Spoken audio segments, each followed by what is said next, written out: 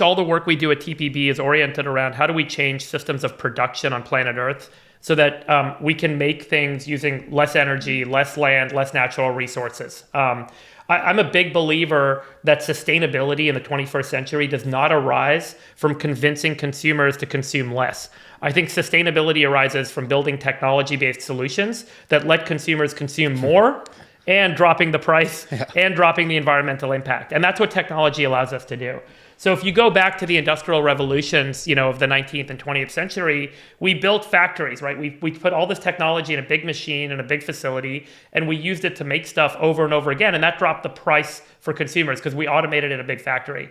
Turns out that the technology of that factory, as all technology does, shrinks, gets faster, gets cheaper, gets better.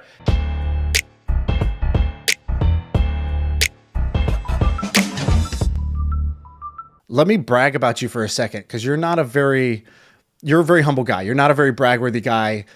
When I first started hearing you talk, which was not on the All In podcast, I went on YouTube and I heard you give a talk back when you were doing Climate Corporation. And I remember thinking, this guy's pretty smart. You were giving a talk at some school. I don't know what it was. And I started Googling you then and saw, wow, this guy's actually, he did that. And then he did some impressive stuff since then. So let me just brag on you for a second. So you were at Google 2004, 2006, some range like that. So fairly early at Google. Like, I think that's like around the IPO time. That's just post IPO. Is that right? I joined probably 7 months before the IPO. So yeah, we were working on the IPO, or just started working on the IPO when I joined.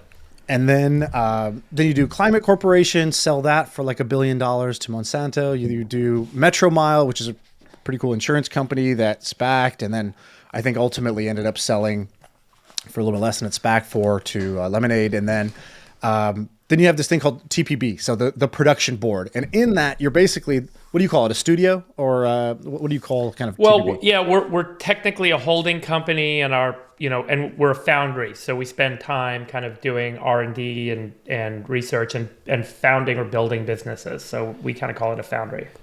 And I feel like people know you now. We do some investing as well, but really our focus is on foundry work. I want to start with this. You are known for, being a sort of a scientist or a science guy, but I looked at your LinkedIn and your first job was investment banker. So how did you go from investment banker to, as you call it on the All In Pod, the Sultan of Science? Well, I went to school at UC Berkeley. My major was astrophysics. I spent some time as an intern at the Lawrence Berkeley National Lab, which is a Department of Energy physics lab up the hill from UC Berkeley. And I spent, a lot of time doing mathematical modeling of stuff in a basement, and generally found it to be kind of just pretty disparaging in the sense that, like, you could spend years working on a project that never sees the light of day. At the same time that I was at school, the dot-com bubble was kind of, blowing up all around me. I mean, there was even a kid in my dorm who started a company selling DVDs online and sold the business for $1 million. And that was such an amazing thing to happen. I was mostly making money by playing poker and working, jobs around school and getting paid for my internship and stuff. So, it was extraordinary kind of seeing just in the Bay Area, the world changing because of the internet. And so I got really kind of inclined and interested in not going to grad school and really going to go work in Silicon Valley. So I applied for a bunch of investment banking jobs. That was kind of the hot job to get out of school, where I could focus on the tech industry and learn about it. And, I guess I had never taken a finance, accounting, business class. And so I guess my poker experience paid off, because that's how I put that on my resume. I got a bunch of interviews and, kind of ended up getting a job working in a technology investment bank, so focused on the tech industry. And so I got to work with lots of tech companies for a 2-year analyst program while I was there, and learn about business and finance and so on. So that was kind of my first foray into the world of business. I tried to start a business when I was in college. Never really talked about this publicly. Raised some money from some family members, some friends of the family, but never really did anything with it. Never really got off the ground. It was the idea was to let you buy all of your telecommunication services on a website. So everything from your cell phone bill to your long distance provider, which was kind of important at the time, and so on. And what'd you get wrong with that? Because that's actually not a bad idea, especially during that time. I don't think it was probably the idea. Did you not know? I still have the business plan. I keep it in my office. I printed it up like from 1999 or 2000. As a reminder or what? Yeah, as a reminder. It was originally called telebomb.com. It kind of bombed. And then I renamed it InPhone Services, and I registered it. I set up a Wells Fargo account. There was a whole experience of starting a business. And yeah, I mean, ultimately, I kind of got caught up in trying to get a job out of school and transition to focus on what's next in my life. And then, before I joined Google, I started another business, which was kind of like a research Q&A site online called Kadanga, Kadanga, Kadanga.com. So I basically taught myself like PHP and JavaScript and HTML and CSS, and I programmed the whole site myself and MySQL, and I basically set up my own server and registered the domain and set up bank accounts, and it actually made money.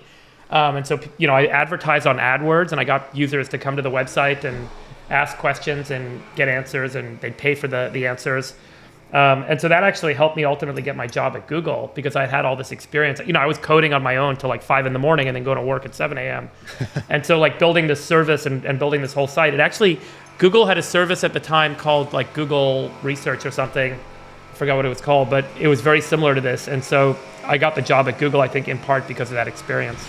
So when you were doing that, you were okay, let's say today, I think you've built companies. I'm just going to use round numbers. You can correct me if I'm way off, but you've built companies now that I think in aggregate are worth more than $2.5 billion. Now, if I went and I told you when you were building Kadanga, or you're in college, and I said, hey, that's something that could happen, would you have been surprised? Like, was that even an ambition of yours? Would you have been shocked that that's even possible? Or were you like, oh, it all worked. My plan could have worked if I had told you that that's how it played out?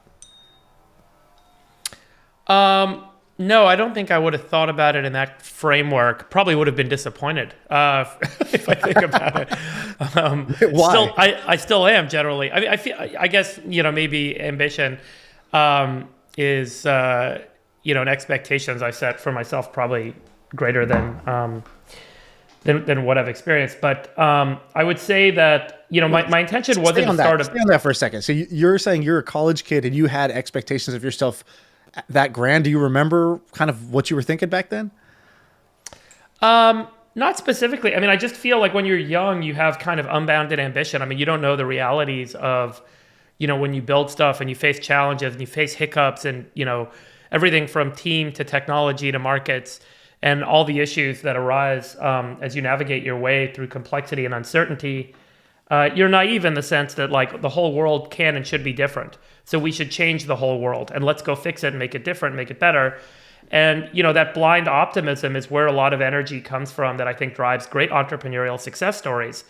Ultimately, there's friction and rubber hits the road. And, in retrospect, I think a lot of what's gone on in my life and my career is probably understandable in hindsight. But, blind ambition gives you unlimited vision. And I think, if you're not challenged along the way, that can and should persist. But I would say that my orientation was never about starting a bunch of companies or making a bunch of money. It was, much more about kind of impact and so, and solving big problems and having great breakthroughs and seeing those breakthroughs really change the world. And that's still, I think, really core to my sense of energy and things that I do. And you were at Google at a time when Google was very ambitious. And I think I've read or heard basically like Larry Page is kind of a fan of yours. I think he's invested in TPB, and it sounds like you were there and you were doing corp dev there. So you were doing a kind of different role. Give me a Google story. What was it like at that time? What was it like around those founders? Give me a sort of a story around ambition or your time at Google. Well, so I joined Google. There was just under 1,000 people, I believe. And, we all kind of worked pretty close together. There was like 2 buildings or 3 buildings that were the main buildings at campus there at 1600 Amphitheater. And, so when I joined, there was 3 of us that started this corporate development group, which was really like, what's the strategy and things we can acquire and invest in and grow the business, and had pretty kind of free reign to look at things. And I really focused on kind of the advertiser or business side of Google. So I wasn't interested in consumer products. I was more interested in like, what's our business? And so, in that context, I worked on all sorts of ideas of like, how do we take what we offer advertisers, which at the time was really just AdWords, and how do we think about other media we can make advertising available to those advertisers? So, can we do print ads? Can we do radio ads? Can we do TV ads? Can our advertisers use AdWords as an interface to access media across all these different properties and channels? So I did a few acquisitions and found a few companies. One was called DMark that we turned into kind of this radio advertising business. So you could go to AdWords and click on audio ads and create an audio ad and then publish it to actual radio stations. Then it would play in stream in radio stations. Wow. And you could see the impressions and all this stuff. That's not a thing now, right? That didn't end up becoming part of AdWords. It stayed for a long time. There ended up being a really nasty lawsuit with the founders and a very difficult set of circumstances that arose after the acquisition. I mean, I'll tell you this story now, given how many years it's been. I think that was 15, 16, 17 years ago. Holy shit, 17 years ago at this point. But, I had real issues with negotiating with the founders and doing the transaction. And, we thought it was such a great plug and play for Google. These guys went out and all DJs and radio stations buy these servers that they put into the radio station, and they put the MP3 files of the ads on the servers at midnight every night. And then when the DJ says, okay, time for ads, they press the play button and it starts playing the ads off the server. So what these guys did is they bought the company that has all those servers for like $4 million, and they connected it to the internet, and they set it up so that advertisers could remotely create dynamic content and fill in the unsold ad spots on that server every night at midnight. And so they were buying what's called remnant inventory and making money on it. And so it was brilliant, but for the $4 million acquisition and not a lot of technology development thereafter, they were trying to sell the business to us for $100 million. So they thought it was worth $1 billion. I mean, the whole thing was crazy how we negotiated the deal. So it ended up being like effectively a $50 million or $72 million upfront cash payment, a $50 million milestone payment if they hit a bunch of technical milestones, and then up to $1.2 billion in earnouts based on the advertising revenue generated from all these stations. And so that earnout structure was the only way I could really bridge the gap on the deal. I had to go talk to Google's board about it, and we eventually got them to sign off on it. And the whole thing ended up being like a really ugly negotiation. And I didn't want to do the deal. And I told Eric Schmidt, I'm like, look, I don't think we should do this deal. I don't think these guys are going to work out for us. I think it's going to be ugly. And Eric said, we have to be in radio. It's a $60 billion market. Push the whole thing through despite my push against it. We did the deal. And sure enough, we ended up in this nasty lawsuit that lasted for years. I wasn't around for all that, but I think eventually it all went away and audio ads kind of died down. So that was the sort of stuff. I also worked on Google Analytics. So I pitched Larry and Sergey early on the idea of like, look, our advertisers should be able to have analytics on their web pages to see, how people are converting and why not. We didn't have a conversion tracker at the time or anything. So, tell me what that means. I pitched Larry and Sergey. So like, Larry and Sergey are the founders of Google. I work with an amazing person named Megan Smith. She's really well known in Silicon Valley. She was Obama's CTO. She's an incredible personality and a tour de force.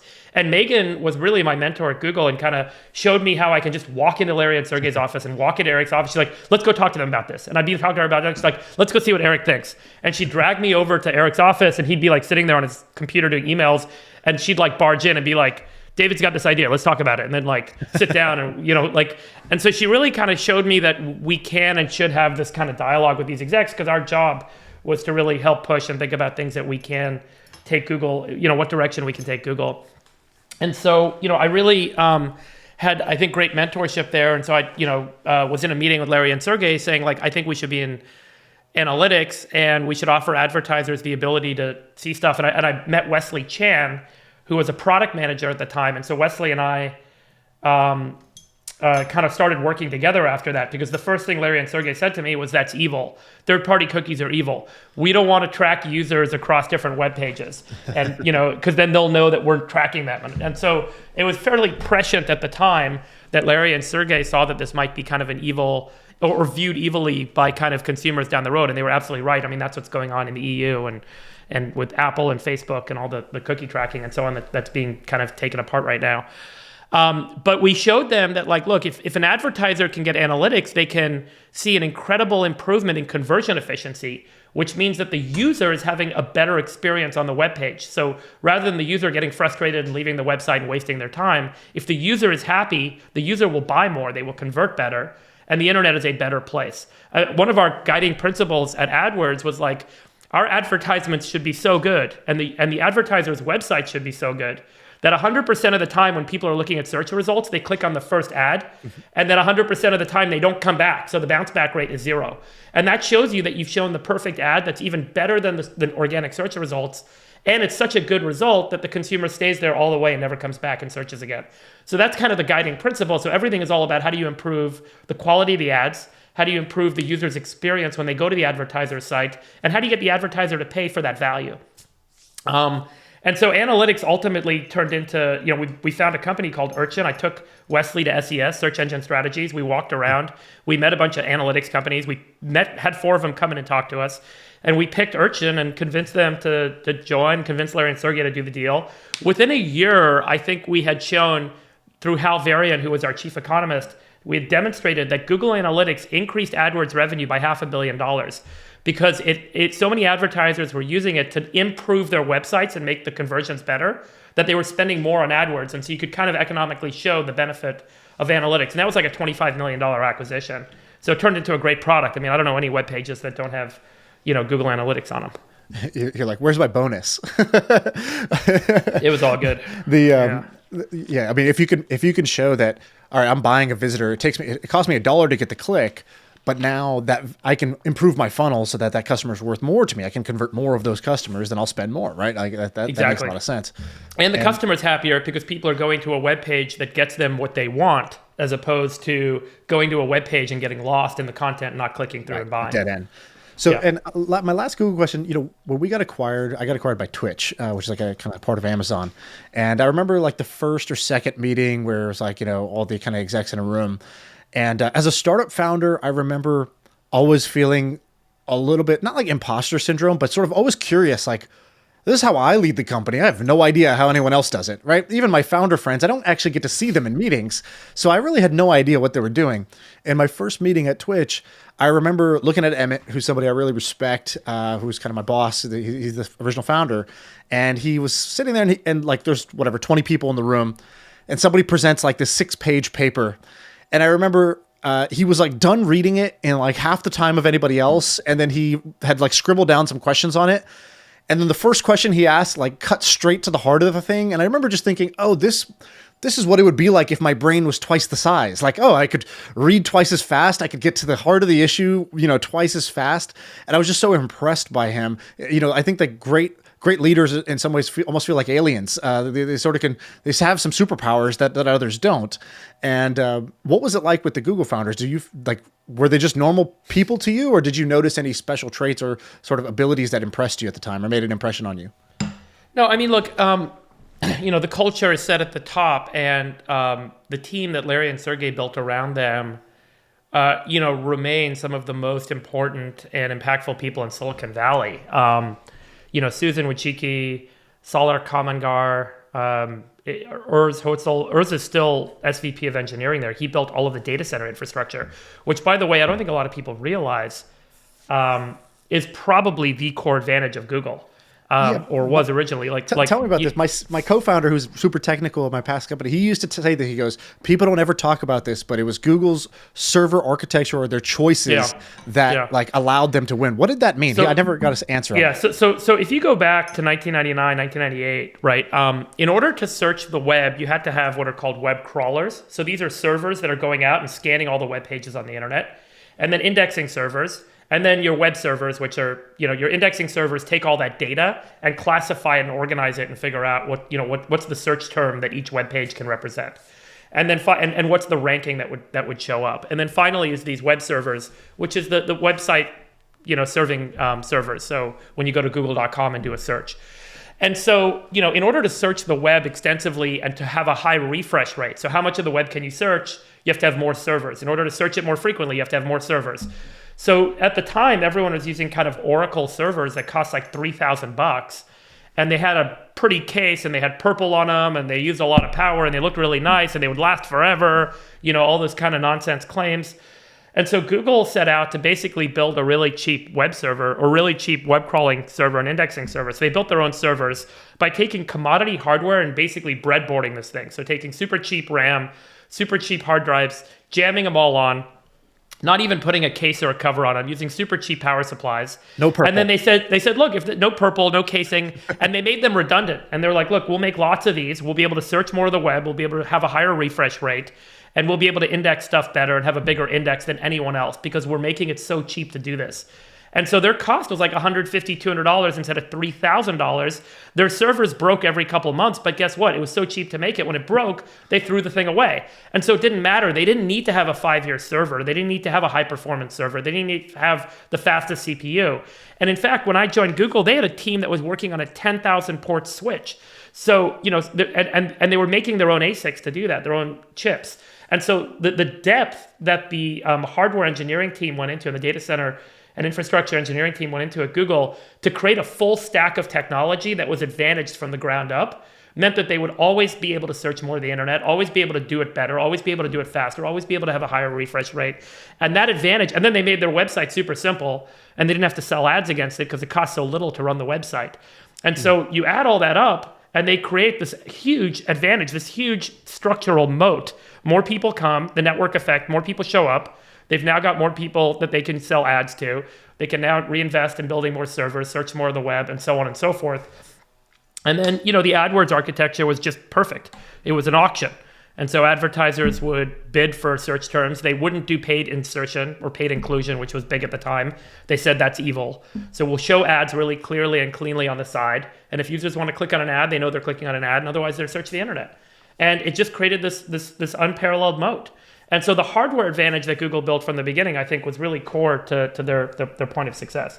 And so, sorry, going back to your question, look, Larry Page is one of the most impressive individuals you'll ever meet. It's really sad he's not more public, because I think Larry could offer a lot to the world in the way he thinks and the way he talks about things. He always takes a bigger point of view and a bigger picture perspective on things. When people would suggest products or ideas, he wouldn't get into the technical details or the near-term roadmaps. He would always zoom out 100x and be like, why can't we do X? So, why don't we search all the world's books was one of the things they proposed doing in 2003, which was a crazy concept, but they actually went and then did it, right? And no one would have done that if not for that suggestion, that audacity of perspective. And so they always pushed and challenged every team to think bigger, to think more grand, to think more aggressively. And I think that's a common trait with great leaders in technology businesses is, and same with coaches on sports teams. Your team is only as good as you challenge them to be. And so they'll, if you're not challenging your team and you're asking them, what do you think you can do? They're only going to achieve a fraction of what's possible. Great coaches and great leaders need to kind of, and technology leaders in particular have this unique ability to, I think, understand the technology and leap several iterations forward to speak to the team about where we're headed and then bring the timelines in. And that makes for, an incredible sense of urgency and outcome. And why do you think most people don't do that? So thinking big, that sounds easy enough to understand. Sounds fun to do. I could hear that advice. Why do you think that's hard advice to follow in practice? It's a really important question. So one of our principles at TPB is Dare to Dream. So it's all about creating that audacious perspective. How big can this be? How big should we be? And what happens when you set a big goal, like let's say I have to go climb to the top of a mountain and I can't see the path from here to the top of the mountain. There's 100 permutations or 1,000 permutations on how you might get up that mountain. And you don't know which path is going to work. Most people that are smart have been successful. And most people that have been successful are not used to not succeeding. And so the orientation at that point is that success is all about doing something and getting an action that you expect out of what you just did.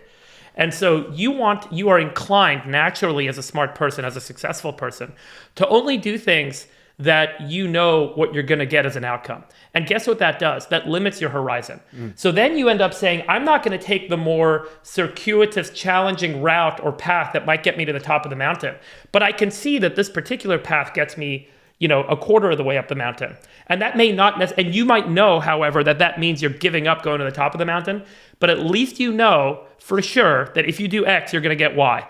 And I see this all the time. I see this all the time at businesses where the teams end up compromising on their big vision, and they compromise on the moonshot because they're more likely to succeed and they feel more comfortable taking a shorter range, narrower horizon and minimizing the opportunity set significantly and saying, I'm just going to go do this because I know if I do X, I'm going to get Y. And that feels comfortable and I know it's going to happen. And so they minimize the dare to dream circumstance. And then they always say, well, you know what? We'll come back and dream big later. But guess what happens? Let's say you're thinking about, I'll give you a very specific example because this relates to the business we're announcing this week, Cana.com, which is our molecular beverage printer. But early on, there was a hard push to say, look, we know restaurant owners will buy this device. I don't know if every consumer is going to buy this device. It might be too expensive. It might not taste good enough. Consumers are so fickle. If we make a device for restaurants, we know that there's an economic advantage. There's an ROI enterprise-based sale. Let's go sell in restaurants. And we'll make a bigger device so it can hold more, and we don't have to worry about shrinking and getting all the technology into a tiny form factor that fits on a kitchen countertop. The problem is, if you do that and you start selling to restaurants, you've now significantly minimized the opportunity to go into the consumer channel because you now have a customer, and the customer is the restaurant. And the restaurant's going to say, I want this feature, and I want this feature, and I want this feature, and I want you to do this for me. And all of a sudden, your whole team is going to be inundated with product and feature requests that focus on that much smaller, much narrower market. And you're going to end up going deeper and deeper into that market. And you're going to lose out on the opportunity to go build for the big market, to go build for the 100x market that can actually change the world and improve the problems that we're trying to address with this business. And so, I've seen this at many different businesses where taking on a lot of technical risk, taking on a moonshot project is often foregone, and you end up, trading into a much smaller pie and a much smaller opportunity. And then you often miss out on that bigger opportunity. And so I think it's really important for entrepreneurs to continue to dream big and find aligned capital and aligned shareholders to let you dream big and shoot for those bigger, higher risk opportunities. Because if they work, they're 100x bigger. I couldn't agree more. I can think of two examples in my own career where I'm guilty of that, where we did that. And I was just talking to a company I invested in that they pitched me this amazing self-driving car, single passenger vehicles that were electric and self-driving. And it was this really fantastic vision of what the future might look like. And I feel like, in many ways, they've made a lot of progress, but also they did the restaurant thing. Basically, they found a customer who showed them a near path to like some validation. And in doing that, they sort of beat down the vision and sort of tried to cram the vision into it. Okay, some of the vision doesn't fit here. All right, it's just going to get sort of left behind. And we'll just do this one thing that might actually net be a much smaller overall opportunity and smaller impact of this really hard technical thing. If you're going to spend your whole life doing this, well, why not go for the one that actually might work? This also isn't limited to technical. Have you heard the Airbnb, Brian Chesky's thing, like the 12-star experience? Have you heard this?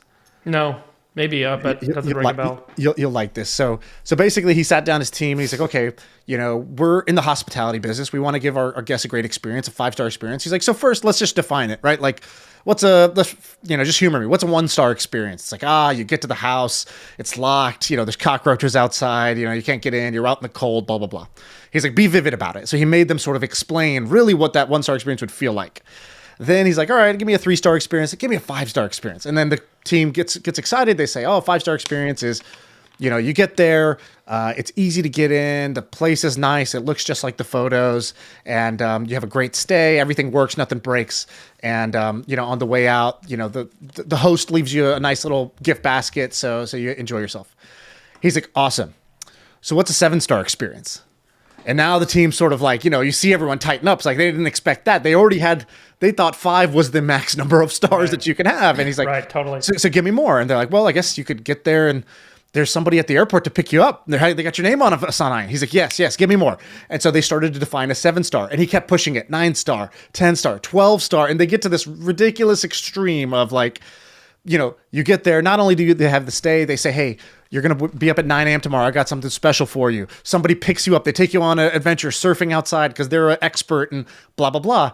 And then that type of thinking is what gets you to do Airbnb experiences, which is like the local kind of like activities to go do, which wouldn't have really otherwise been in a, go book a place to stay, a place to sleep, like type of website necessarily. Right. And so you can do that on user experience and customer experience just as much as you can do on the technical side. I think that pairs pretty well with your framework there. Totally. So let's talk about Cana. This is cool. So I heard this. This is actually when I think I reached out to somebody on your team. And I said, I actually didn't want you on the pod. I said, I want to make a drink. And so can I explain it in simple terms of what I think it is? And then you correct me. Go for it. All right. So you basically made a printer, like a home printer, but instead of printing out, sheets of paper with ink on it, you could print out a drink, any drink. So like, for example, my wife is vegan. She doesn't drink alcohol, never has drank a drop in her life, but she loves, certain types of teas and coffees and things like that. And so she could take her favorite tea and have it like exactly the way she wants it. So, like one of the reasons she loves Starbucks is because she can go in and say, I want a light ice, oat milk, decaf with no sugar, blah, blah, blah. She can customize her whole drink. So similarly, we're going to have a device. And, if I fast forward 10, 15 years, I don't know, you tell me the timeline, but we're going to have a device in our house that we can just push a button and it'll dispense the drink we want. It'll print a drink for you that is exactly the drink you want. And that same machine that she's going to use for her teas, I can go use for a, lime, Gatorade-like drink that I could print out. Or I might even be able to print a drink that, somebody creates. Somebody on the internet just creates a recipe, and then my printer can just print that recipe out, and I can try that drink at home. And so instead of shipping, cans of beverages or going to a store where there's beverages on a shelf and then I drive it home and I put it on my shelf. Instead of that whole process, we just combine the water that we already have in our homes with kind of like a printer cartridge of flavors, and you can print whatever drink you want. So, all right, tell me if I butchered it. You did great. I love the use cases. Those are perfect and awesome. So that was great. And I think that's exactly right. The big discovery, the big kind of aha with this business is based on the idea that 99% of beverages are water, or maybe water plus sugar, or maybe water plus alcohol. And only 1% of all beverages is the chemistry that makes the flavor, the smell, the color, and the texture of the beverage. And that 1% is all that we really need to turn water into all these different beverages. So the chemical, literally water into wine. Water into wine. Cana, by the way, is the town in Galilee where Jesus turned water into wine. That's the name. Little known fact. Now becoming a better known fact. But friends that went to Sunday school, by the way, tend to know that. But basically, if you take a wine has about 500 of those flavor compounds. That's all the stuff that comes from the grape and the skin and the branch and the leaves and the oak and all the stuff. And it turns out that of those 500 compounds, chemically speaking, only about 30 to 40 really matter to your sensory palate. So your nose and mouth can only really pick up and really cares about the 30 to 40 compounds. The same is true in coffee, in tea, in juice, in soda, in liquor, in beer. So all of these beverages are 99% water, or water and sugar and alcohol, and 1% are compounds where you might have hundreds of compounds in the organic state, but you really only need a few dozen of them. And when you look at the chemical composition, it turns out that few dozen compounds can be very overlapping from one beverage to the other. Only a few tweaks of a few chemicals can change a white wine into a red wine, or a Chardonnay into a Sauv Blanc. And so the idea is let's get those compounds, those ingredients, into a cartridge, just like an inkjet printer where you might have CMYK, right? 4 colors. And we could have 80 compounds. And we think that with 80 compounds, we can recreate all the beverage flavors that make up, everything from an OJ to a Gatorade, to a beer, to an iced tea, to an iced coffee, to a margarita. And so that's the idea with the business. And so, Cana.com's just launched, right? So it's, we're going to be, we spent about 3 years on this project. First was all the chemical work. So, does the chemistry make sense? Can we actually decompose all the beverages? So we've, at this point, used what's called a GCMS, or a gas chromatography mass spectrometer, to analyze what are the molecular components of literally thousands of beverages. It's like a 23andMe for drinks. Yeah, and like this is really scanning the world's or digitizing the world's beverages. And so we've got all the sodas, all the bottles of wine, all the liquor, all the tequila, everything you can come up with has gone through this device. And then based on that chemical composition, we've built software that uses heuristics or master combinations to try and reduce the number of compounds down and create a common overlapping set that we can recreate all the beverages. So give me the origin story. So were you just sitting around one day and you're like, you know what? All these drinks are 99% water, and then just 1% is the differentiation. Why don't I do, like, how does an idea like this even come into your brain? What do you see? What are you reading? What happened? Where did the epiphany happen? Well, a couple things. One is I had a good sense for that for a while. I was at dinner with a professor from UC Davis back in late 2019 or so. And so, or 2019. And so he was telling me about this research paper published by the scientist in Germany at the Technical University of Munich.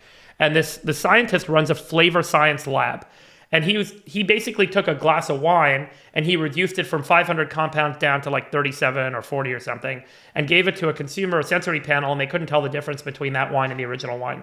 And then he did it with another wine, and he's kind of made these declarative statements that he thinks we could recreate all beverages with just a few dozen compounds.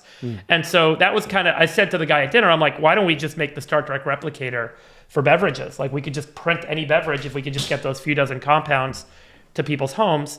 And so there's a guy working with us as a scientist in residence at TPB, which is a foundry. We run kind of R&D programs internally, and if we feel confident that the R&D yields an opportunity, we'll build a business around it. So in this particular case, we said, hey, Lance, why don't we read these papers, try and recreate these experiments, and see if we can come up with a good orientation around, is it really feasible that we can create thousands of beverages using just a few dozen compounds, that they make economic sense, and that we could put them in a flavor cartridge and turn this into a machine. And so, after about a year and a half, we actually, convinced ourselves that this is going to work. We separately ran a chemistry program, analytical chemistry program, as well as a hardware program. And, we had spreadsheet models that showed that the math could work and that we could actually make this device. And we had a bunch of different technical challenges on how do you actually dispense microliter and sub-microliter volumes of these flavoring compounds into the water stream. You got to make sure you can do the whole thing in 15 seconds or 20 seconds, because otherwise consumers are going to get annoyed. It's got to taste incredible. You got to have high precision. It's got to be cheap. You got to make it really cold. I mean, all the product that, we had all these PRDs we were trying to iterate on, and then we yield our kind of estimated cost model, and then we had to prove the tech worked. So, very iterative cycle for the last 3 years to get to this point. So we now have fully working prototypes of the Gen 1 of the device. We're going to production on the Gen 1 of the device and hope to ship early next year. And so we're starting pre-orders today for $99. You can reserve a fully refundable $99 reservation fee. And the first 10,000 orders are $499 for the device and $799 after the first 10,000. So that's the setup. So I'm going to do two things. I want to first ask about the kind of like, what kind of drinks am I going to be able to get out of this? Just what the average person wants to know. And then secondly, I want to talk about the impact of that. Cause my sense is that if you're making the device, if you're making what you eat and drink in your own home, like literally you're producing it in your own home, you cut out a bunch of trucking, storage, packaging, stuff that doesn't need to happen, that might actually help the environment. So I want to talk about the environment in a second. But let's first do the fun stuff. So the drinks. Okay. So, I got water in my house, and your drinks are going to be, you have a way to basically cool down the water, and can you like carbonate it, or what are the limitations here? Yep. It's chilled and carbonated, optional, obviously, in the device. You don't need to worry about any of that. Or you can go hot. We don't do heating. So we don't do hot beverages in Gen 1. So just to be clear, you're not going to have hot coffee or hot tea. But there is cold brew, there is iced teas, flavored iced teas, all that. There's a whole variety of stuff there. But the idea is there are 3 cartridges. So there's the master flavor cartridge. You put it in. It should last anywhere from 1 to 3 months before you need to kind of replace it. There's a sugar cartridge because a lot of beverages people want to have sugar. And so there's a separate cartridge for sugar, should last about a month, and a separate cartridge for alcohol should last about a month. And you don't have to buy cartridges. They're free. They auto ship to your home and you just put them in when they arrive. The device senses when you're running low and we send you a new cartridge. We charge per drink. So the price per drink is going to be 25 to 50% on average cheaper than what you would pay in retail for that same beverage. At the end of each month, your card or your account is charged for the beverages you consume, but you don't need to go to the store. You don't need to buy cartridges. You don't need to deal with all the nonsense. We take care of all that. It's really supposed to be hassle-free. And then the idea is there's beverages that range from morning till night. So iced coffee, iced tea, sparkling, soda, juice, hydration or energy drinks. There's hard seltzers, cocktails, wine. And so there's a range of kind of add-ons and features, like there's caffeination, there's nutrient boosts, so you can actually have vitamin boosts, there's electrolyte boosts. And so you could have low alcohol hard seltzer, you could have low sugar juice for your kids. You could have, add caffeine, have an extra boost of caffeine, or low caffeine iced tea. So there's all this variation around what you can do ultimately from a personalization perspective. And as a user, what you're going to experience is literally hundreds or thousands of brands available to you on this device. And they're all going to be new brands. So we're not yet revealing who the brands are. I think a few of them will start to announce this week. But if you think about where this goes, as a consumer today, you really have a very limited number of choices when it comes to brands, because there's only about 150 slots in a retail store for wine, beer, coffee, tea, juice, soda. And so, Minute Maid, Coca-Cola, Pepsi, 7-Up, these are nameless, faceless corporate brands. In the future, you're going to have your own brand, right? So you and your podcast can make a branded beverage, put it on Cana, and your followers can buy your beverage, and it can be your favorite blueberry hard seltzer or your wife's favorite tea. And she's kind of, and so you guys can build your own brands at a cost of nothing to you. And so I think that the future is a lot like what we saw in media, where people are consuming TikTok and YouTube and Netflix. And, there's a long tail of content. There's a long tail of things that are associated with individuals now and influencers. I think the same will happen in brands. Yeah. So it's basically just to kind of explain that again, because I think it's an important point. So you're saying, the same way that if you wanted to, watch TV or listen to the radio, there was just a fixed number of slots. And so they, when there was 3 channels, well, they would show the most general thing that would appeal to like kind of the common denominator type of audience. And then when we got cable, we got more channels. So now you got a fishing channel and a golf channel. But, those are still pretty broad actually when you compare it to YouTube, where it's like I can watch somebody who just likes to binge eat food and like that's just what I want to watch right now. Or I can watch a guy who, some CrossFit thing that may not have made it onto ESPN, ESPN2, ESPN3, or ESPN, like it would have never made it on those shows. You can't binge watch chess matches on ESPN, but you can on YouTube, right? So you're now watching way more media than you would have otherwise, because you love chess matches. And this podcast is a good example. Not only does it give the consumer more choice, it gives the creator a way to just push a button and try their hand at it. And if we're good, like we kind of sucked at the beginning and now we're good. Now we get a few million downloads a month. Well, that's great because it was permissionless. We didn't have to go audition anywhere and get selected in order to be on stage. So what you're saying is the same thing's going to happen in drinks. So the consumer is going to have this infinite selection of like flavors that fit their needs. So the low sugar, orange juice, whatever, the sparkling, whatever, that's going to be appealing to that person. They're going to be able to print that beverage, even though it may not be sold on the shelves, because it's not like kind of mass popular drink choice. And the other thing is, me and Sam have already started brainstorming. Sam wants to do a root beer. I'm interested in more of like a sparkling water sort of thing, a non-alcoholic, refreshing thing. Yeah. So we're, let's do it. You guys want to do it? No, I'm serious. Yeah, we want to do it. Yeah. So come to Redwood City, try the device, and we'll get you guys set up, and you make your own brand. And well, that's the question, right? We were about it, and people started DMing us because they were like, "Yeah, dude, we were totally," because we like to make up fake name brands on the show. We were like, "Oh, Southern Sam's root beer," and then Sean's whatever motivation. I said this idea. I said somebody should make a brand of water that's just called Lucky Water, and it's just a little. You might have good luck if you drink this water. So I would have Lucky Water, right? It's placebo water, and just say this is a total placebo, but hey, it never hurts. And And so You can put a hint of something in there, just a hint. well, it's gonna have some flavor, Yeah. but the luck is why. So, anyways, that's my drink. And so, but the question was, is it gonna taste the same, right? So, for example, I lived in China for a bunch of years, and you would get these sodas, and there's this phrase for expats living in China called NQR, not quite right, where it's like Right. it almost tastes like KFC, but like it doesn't taste like KFC. Totally. And, that was a common problem when they tried to export these kind of flavors to another country. So I know you're kind of biased, but give me you seem like you're a pretty honest guy. I don't think you're trying to sell stuff. No, I mean, we're pretty the flavor technical right? about, so here's an important point, and I made this point earlier today, so it's fresh on my mind. There's a difference between taste and flavor. Flavor is the sensory experience that you have, biochemically and biologically as you experience a bunch of chemistry in your mouth. Taste is how you psychologically or how your brain interprets and finds that appealing.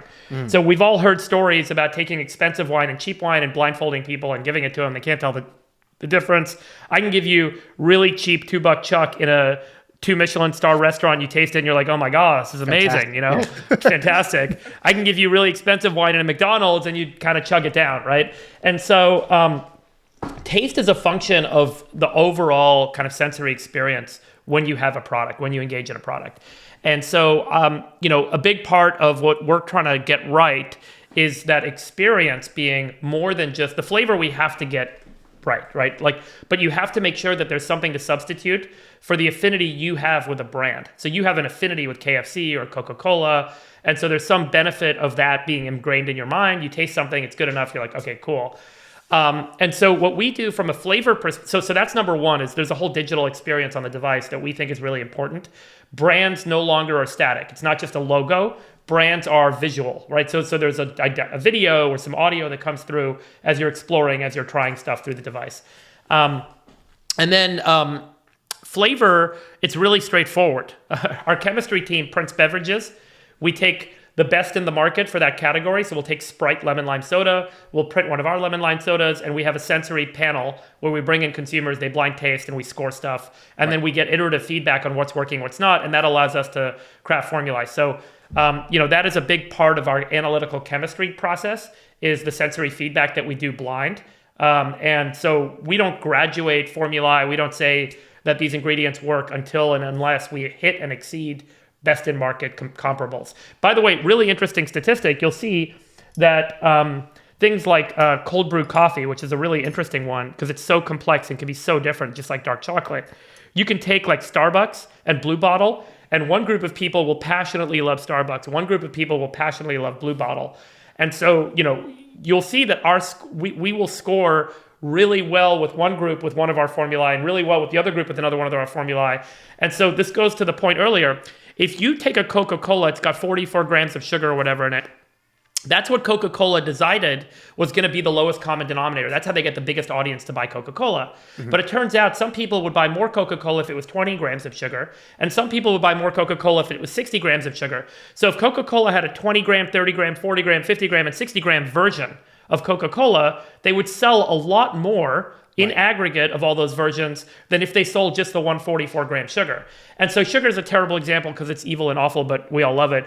But my point is Malcolm Gladwell has a TED Talk on this. You've seen that one? Malcolm Gladwell has his TED Talk about the perfect pasta sauce. It's got like has millions of views. Yeah, you got to listen to this thing. Yeah. So Malcolm Gladwell goes on and like in his style, he goes and he tells this great story about this guy that gets hired by Pepsi and by Coke and then gets hired by Prego, I think it is.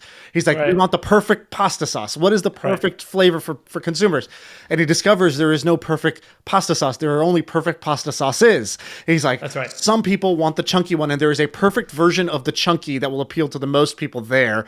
And then some people want the one that's this. And that's why you see the aisle today, and there's like the one that's super garlicky, and then there's the one that's super chunky, and then there's one that's not chunky, because those people feel very passionately that chunky is better than non-chunky. It's not close for them. And then another group of people will feel the exact opposite. And so, but they're limited in some ways because those are still, well, they're only going to bottle 5 of these or 7 of these or 12 of these and then put them on shelves, which can only hold 7 variations. Whereas you're not limited by that in the same way that YouTube's not limited by the number of channels on your TV.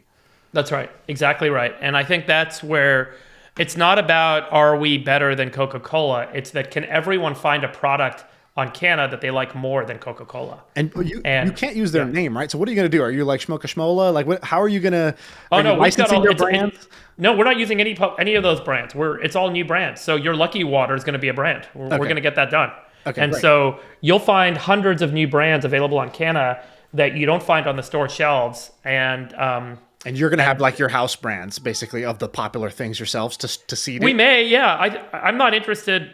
I'm more interested in finding partners that are going to be passionate promoters and want to, be creators on this platform. So I think that's where I'm most interested. I think we're going to have to seed a bunch of stuff ourselves, but I think it's likely going to be the case that folks that want to be creators are going to be bringing brands to market through the device. Well, this has happened with alcohol, right? So like The Rock, he sold, I don't know how many hundreds of thousands of cases of his tequila. Like The Rock is going to be a billionaire, not from wrestling, not from movies, but from same tequila. With 50 Cent, same with George Clooney. Right. I mean, all Conor these guys McGregor, they've all got beverage brands. And by the way, you have to be huge. And that's the thing. So only 3% of beverage brands that launch and get retail space actually make it to 10 million in sales. Right. And so, if you're someone with less than 100 million followers, you've only got 3 million followers. You're a great YouTube creator. People know you. They love you. They're passionate about you. You're never going to go make a beverage brand. Right. It's going to cost $5 million to do that. You got to go formulate it. You got to make packaging. You got to make a logo. You got to box it. Then you got to go convince retail stores to carry it. Right. I mean, the whole process is like an insurmountable process, generally speaking. You have to be huge like The Rock to get that. And, there's probably 90,000 times more people in that middle that are really influential, have a lot of followers, aren't as big as George Clooney and The Rock. And so they could make a brand that doesn't require any investment, that doesn't require any capital. They don't have to take any risk. And look, if it's digital, it's permissionless, right? So if it works, great. Like they've got a nice revenue stream. And you give a share. So let's say, I don't know, what do you think the average drink's going to sell for? Like $1 or less than $1? So it ranges from 29 cents for like a sparkling water, like a flavored water, like a LaCroix competitor, up to $2.99 for kind of like a really nice cocktail. You'll find that like a mojito or mimosa will be like $1.99. Generally, the price will be about 25 to 50% less than the store. Right. So let's say I'm selling my 30-cent Lucky Water. Is there a standard out of the box, like an app store, like 30% cut type of thing? Or what is the business model? Because this will let more people do the Rock thing. This will let people like me do the Rock thing where we can just formulate a drink, sell it virtually, digitally into everybody who has a printer. It's now available. And then we get a small income stream, royalty stream coming through this. Yeah. By the way, the royalty stream for like someone like 50 Cent or something was like 2 to 6%, so they're participating on net, right? And so there's a very different kind of model there. We offer a much higher share of revenue. Obviously, this is a very difficult business to operate. So we've got to get cartridges made. We got to get them to people's homes. We auto renew.